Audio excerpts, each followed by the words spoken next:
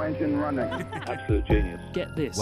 Welcome. This is the show where we bring you Science. What that essentially means is discoveries, Advances. Questions. Research. technology. Unbelievable. Without further ado, This is The Naked Scientists. Hello, welcome to The Naked Scientists, the programme that brings you the latest breakthroughs in science, technology and medicine. With me, Chris Smith. And I'm James Titko. Coming up this week, brain implants grown in a lab wire themselves into the nervous system. Artificial intelligence joins the search for extraterrestrial intelligence. And are sugar taxes actually effective ways to fight the obesity epidemic? The Naked Scientists podcast is powered by ukfast.co.uk.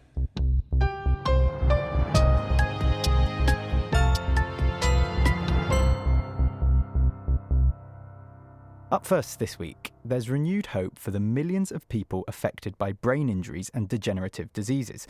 Scientists have successfully grafted new lab-grown brain tissue into the brains of rats and shown that the new tissue wires itself into the host brain and responds electrically to signals from elsewhere in the animal's nervous system. Although scientists have demonstrated over many years that new cells can be added to the brain, this is one of the first studies to show that the implanted tissue can grow, develop a blood supply and connect itself up functionally.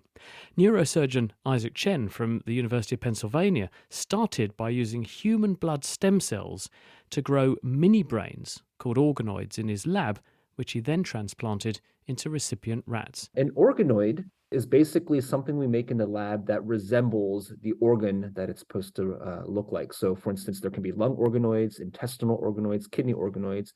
And in our case, what we're looking at were brain organoids that we form from stem cells that we can get from the blood of any human being. We give it a recipe of different growth factors and other things in the media that allow it to kind of become something that looks like a mini brain. And when you do this, you get, because brain tissue is a complicated tissue, it's not just nerve cells, there's a whole assemblage of different cell types in there. You get something resembling a piece of brain with all the right cell types. You get a lot of the different cell types. It's actually quite amazing, the diversity of cell types that you are able to create. It's not a perfect replicate of the brain, but it's as good as we can do right now with the technology that we have, which is why we chose to look at this as what we transplanted. And how did you transplant it? I'm a neurosurgeon, so I've been able to train my lab to do brain surgery on rats. So what we did first was we took a piece of the skull off, used simple vacuum suction to create a hole in the brain. We took an organoid and we gently laid it within that hole in the brain, and then we closed things up. So you end up with human brain tissue in this cavity you've made in the recipient rat brain. Presumably you were able to follow up these animals for a period of time afterwards to see what the tissue did. That's right. So we went out to upwards of 3 months after we did the transplantation of the organoid. And we were specifically interested in looking at how the neurons of the organoid, those nerve cells, are able to integrate with the brain of the animal, both structurally as well as functionally. We did a variety of experiments to look at those aspects of integration. Are they actually wiring themselves in? Because that's the sort of the thing you're testing effectively, isn't it? Is this becoming a meaningful brain area that can contribute to brain function? Yes, and so that's what was really cool about the work. We were looking at whether or not things got, the neurons got wired in a couple different ways. We were able to use a modified virus to kind of look at connections between the organoid and the brain. So in a really cool experiment that we did, we injected a virus into the eye of the animal, and we were able to show that there was a direct connection, a pathway that formed between the eye of the animal and the organoid that we had transplanted. So that gave us evidence that there was a structural connection between the visual system of the animal and the organoid. And just one point here, the eye is actually part of the brain. And so it was really cool to be able to see that the eye was directly connected with the organoid. The other thing we ended up doing was to stimulate the animal with different types of flashing light and other patterns of light, and seeing what types of electrical responses were present in the organoid itself. And we found that there were very specific electrical responses that showed up in the presence of the stimulation. And so this gave us a sense that there was a functional connection between the organoid and the animal's brain as well. And presumably the reason you're interested in doing this is that human brain trauma, or because of degenerative conditions, the best way to remedy that is to put new tissue back. And this is the first step really to testing if we make an engineer tissue in a dish as a replacement, can it actually be meaningfully implanted into the brain and have some prospect of surviving and contributing to brain activity? That's right. Our brains are not able to do a lot to repair itself after some sort of an injury, which is why patients with brain injuries and strokes and other types of conditions have neurological deficits. So yes, this is start of the road to try to understand, can we create something in a lab, some sort of a tissue that resembles the brain that we can then insert into the brain of a patient with a problem and be able to allow them to restore function. Rats are obviously not humans. They're also much smaller. And if we're talking about the size of a human brain and the size of a likely implant you'd need to fix a damaged bit of brain, we're talking about possibly an order of magnitude or more of scale up. Do you think this will work if we were to try and scale it up in that way in a human? There's a lot that we have to figure out before we're ready to proceed with something like this in a patient. But there is a path that I can foresee where we do not necessarily need to scale up the tissue itself. There are parts of the brain where it's structured like a lot of repetitive processors. And in this case, by inserting smaller clumps of tissue, you could be adding processors to the brain in very specific areas where it's been damaged. And you don't necessarily have to replace the whole cavity, let's say, of a stroke or an injury, a brain injury, something like that. But you could insert smaller pieces of tissue that can effectively increase the computational capacity of that particular area of the brain. And because we understand the brain more and more as a network, these smaller fixes might be able to improve the function of that brain to the point where there's recovery of function for the patient. Wouldn't that be amazing if they can do that? What an incredible story too. Isaac Chen there, he was talking to me from the University of Pennsylvania. He just published that study in the journal Cell Stem Cell. Well, we're going to turn our eyes heavenward, out to the universe at large, and the question of whether we are alone out there, whether it's just us here or whether we have company. There's a global community who are dedicated to searching space for signs of aliens. They go by the moniker SETI, and they work under the assumption that what we're looking for are signs of technology, and those signs of technology are a proxy for alien intelligence. And the kinds of technology that they're looking at include radio transmissions, which any sensible, sophisticated civilization, bit like us, would probably make use of as a way to communicate. The search for these signals is hampered, however, by false positive results, returned from man-made radio signals which blind telescopes pointing at faraway stars. Now, though, a team at the University of Toronto have developed a machine learning algorithm capable of combing through the thousands of signals of interest which SETI telescopes return to reduce these pesky false positives, and they can even look for patterns in radio signals other algorithms would miss. I spoke with Cherry Ng and Peter Ma to hear how they've done it. Right. So machine learning approaches problems in a unique way, in the sense that it looks for patterns in the data without being instructed what the actual patterns are. So traditional algorithms are like baking a cake, right? You have a set of instructions in which you follow to execute this process. That's if you know what you want to look for. In this case, we want to look for specific kinds of signals. But for ET, we don't actually know exactly what they're going to send us. And so what we want to do is we actually want to get the computer to decide different kinds of anomalies that are detected in our data. By using machine learning, we're casting a wider net than we have ever done before with traditional algorithms. You can think of traditional algorithms as like, oh, there's a preset conditions of things that I exactly want to look for and it has to meet exactly to register as a hit or register as a positive, potentially positive event. But for machine learning, it makes none of those assumptions and it just makes these decisions based on the data it has seen. And we've trained it on hundreds and hundreds of thousands of examples such that when it does look at this data, it can make decisions based on what's actually out there. So in terms of how much laborious work, how many hours you're able to save as a result of this new method? Are we talking order of magnitude more efficient? For my algorithm, it runs almost twice as fast as it takes to observe. So in other words, if it takes 30 minutes to observe, it takes like 15 minutes to process, or like 18 minutes-ish to process the actual data. The classical algorithm, or what we call turbo SETI, takes, at least by the time when I was writing this paper, took like almost an hour to run through the same piece of data. So it is significantly faster. Peter's machine learning algorithm is a lot faster. We were able to process the entire 800 stars data set in like 2 weeks, right? And with very modest computing resources. So indeed, one huge advantage of the machine learning algorithm is that we can search a much larger parameter space than what a traditional algorithm might be able to do, just because it's so much more efficient. And I know this is kind of not your guys' area necessarily, but indulge me a bit. What's the protocol for if we find some radio signal from space? If all this work, bears some fruit and we find something that isn't man-made, what then? Yeah, I think what people say, an extraordinary claim requires extraordinary evidence.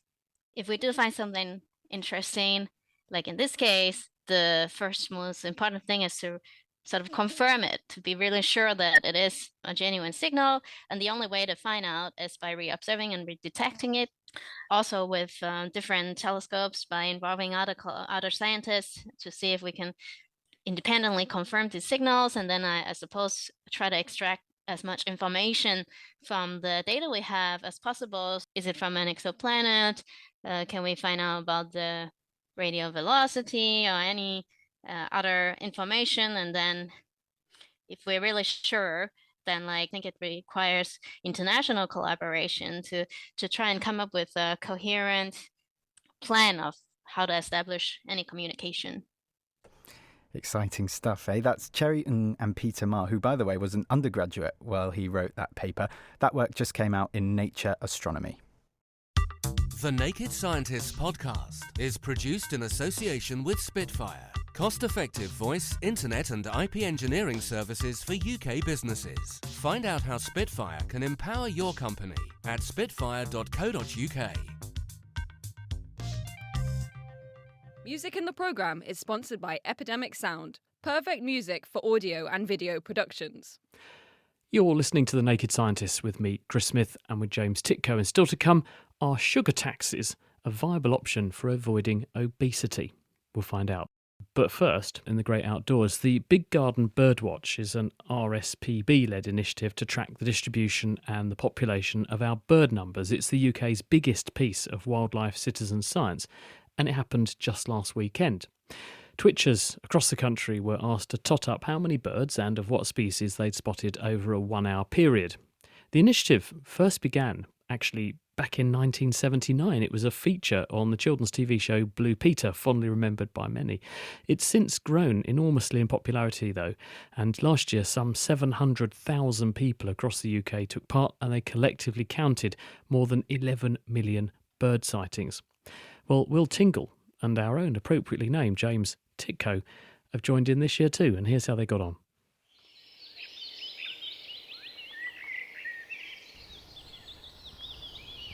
I'm quietly confident today, James, about our chances. Yeah, me too. I'm sure you've noticed walking through and around our offices that there have been some very interesting birds over my time here. And it's the right sort of day. We got straight away. Straight away, we've got a magpie. 2 magpies. It's the right time of day. It's the right conditions. It's very clear and quite quiet. I think we've got a genuine chance of seeing some very interesting birds today.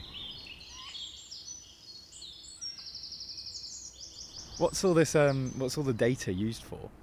That's a great question, James, and one that I don't think I'm entirely qualified to answer. However, the person who would be qualified to answer would be the RSPB's Richard Morris, who I spoke to earlier. We've seen big increases in great tits and goldfinches over the last decade, and for great tits since we began in 79. But overall, we've lost 38 million birds from UK skies over the last 50 years. And something like the house sparrow, say, so that comes pretty much top and has done for the last 19 years. So on the face of it, it would seem to be doing well, but actually the data shows us that it's declined by 57% since we started. So in those situations, it gives us an idea of where species, might need help and, what we might be able to do, and as individuals as well, to help those birds and the numbers recover. And a lot of people now sort of migrating towards cities, more urban areas where perhaps there's less bird life than, say, out in the country. What do you say to the people that live in urban areas that might think there's no reason to participate in? The thing is with the birdwatch, you don't need a garden to take part. I mean, you can do it in a park, you can do it in a green space, from your balcony. I was down at my local canal yesterday. So you don't need to be in the countryside or have a large garden to take part. And all the data is helpful to us, even if you don't see anything during your hour. Put together with everybody else's results, it helps us to get a really good snapshot.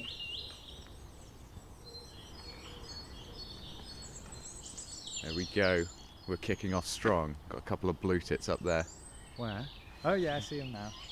Lovely. A stalwart of the Garden Watch survey.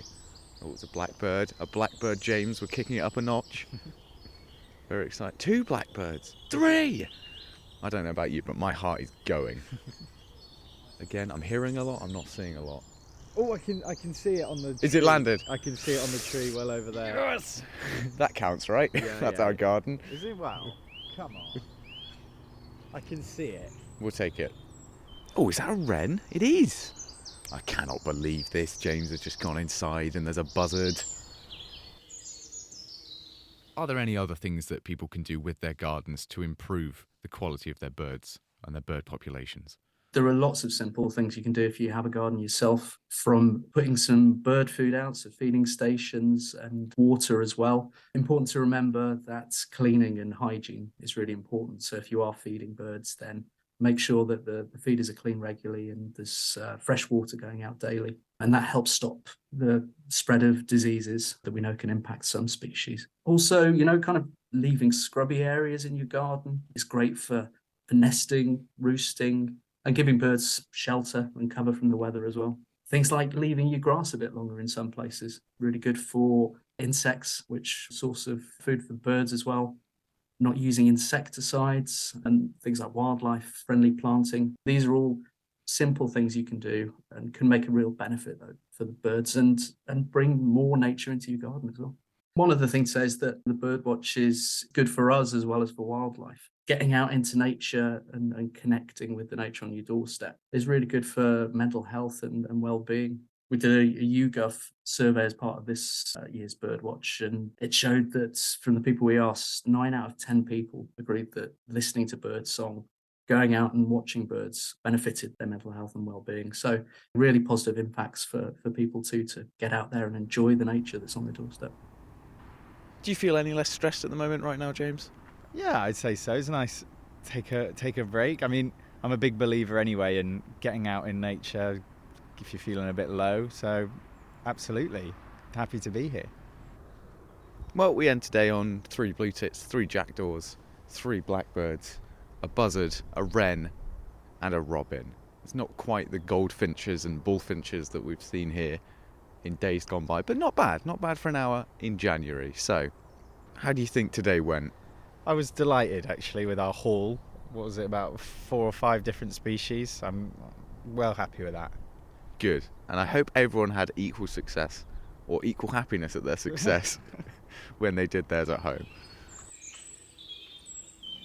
One of the great things about the Big Garden Birdwatch is that it's for everybody. You don't need to be a bird expert to take part, but it can be a great introduction to the species that are there that you might perhaps not notice until you sit down for an hour and just start to look around you. And the more that you do it and get out in nature and start to appreciate what is there, the greater the connection is. And just being out in the fresh air, taking notice of what's around you, has a really positive impact and is a nice escape, say, from day-to-day things that you have to deal with all the time. Thank you very much to the RSPB's Richard Morris there. James was out birdwatching with Will Tingle. Now, if you've not logged your list of birds that you spotted with the RSPB yet, you have until the 19th of February to do so, and you can do it on their website.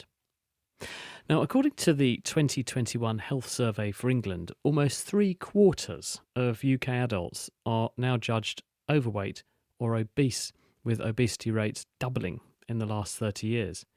Now, apart from this being an alarming trend in its own right, the evidence is that young children are also affected, and roughly a third of 10 to 11-year-olds are overweight or obese as well. And as they grow up, these children are very likely to remain overweight, which will add to the existing prevalence of obesity in our population. This is the biggest risk factor for conditions like diabetes and also heart disease, which are now costing our health service billions to treat and manage every year. Sugar consumption has been blamed as a major culprit, and most teenagers are typically consuming over 70 grams of refined sugars every day. That's double the recommended amount. Most of the intake is coming from sugar-sweetened drinks, and this is what's prompted the government to introduce a sugar tax, that's back in 2018, to penalise manufacturers based on how much sugar they put in their beverages. So has this intervention worked?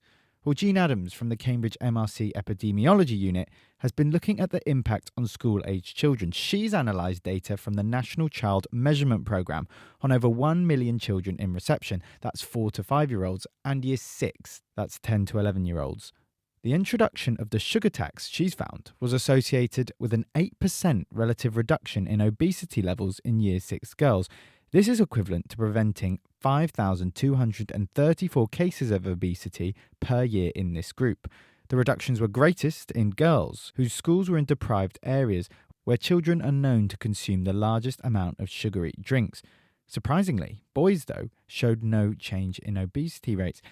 So, Jean, the data suggests that, on some level, the sugar tax is working.